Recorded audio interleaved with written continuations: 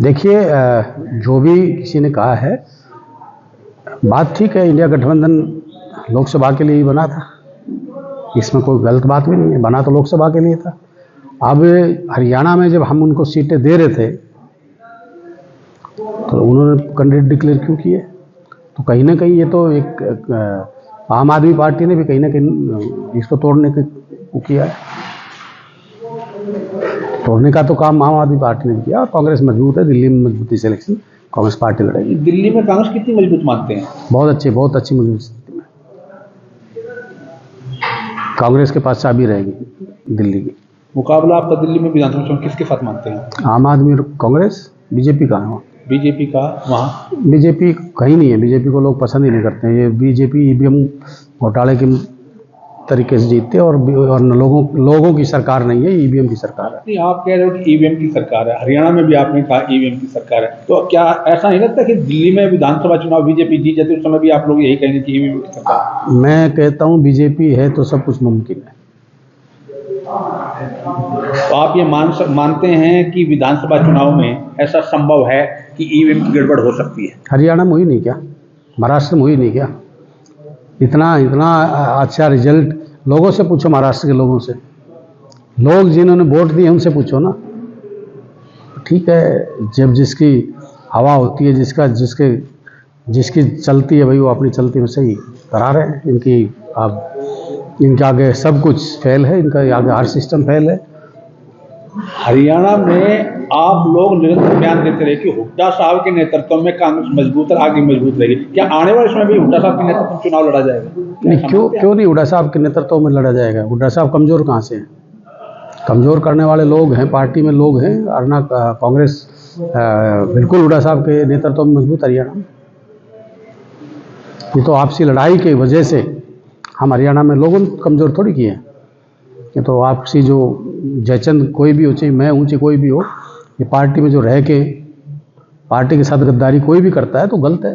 पहले बहाना बनाया गया कि सीएलपी लीडर की घोषणा इसलिए नहीं हो पा रही है कि महाराष्ट्र का चुनाव है, लेकिन उस चुनाव को भी संपन्न हुए 1.5 महीने से ज्यादा। कोई नहीं, सीएलपी का लीडर तक घोषित नहीं हो पा रहा। सीएलपी लीडर बहुत जल्दी बनेगा। पार्टी सारी चीज़ों को फोकस कर रही है और पार्टी अब गंभीरता से यहाँ ले रही है। और जहाँ तक मैं एक बात तो बिल्कुल इस बात को मैं मानता हूँ, जो हमारी हार के मुख्य जो कारण है, कोई माने या ना माने, मैं अपनी बात को बेबाकी से रखता हूँ। कहीं ना कहीं इसमें कुछ लोग जिम्मेवार हुए हैं इस चीज़ के लिए।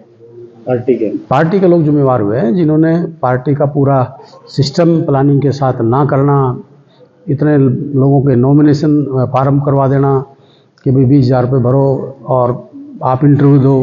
तो ये भी कई चीज़ें ऐसी हैं जो कैंडिडेट इस तरह के थे, मेरे हिसाब से 92% लोग ऐसे थे, उन्होंने बीजेपी की मदद की, कांग्रेस की खिलाफत की। पार्टी के हैं कुलदीप शर्मा जी, उन्होंने स्पष्ट रूप से कहा कि जो नेता कांग्रेस के जीत का श्रेय लेना चाहते थे वो अब हार की जिम्मेवारी भी तो ले।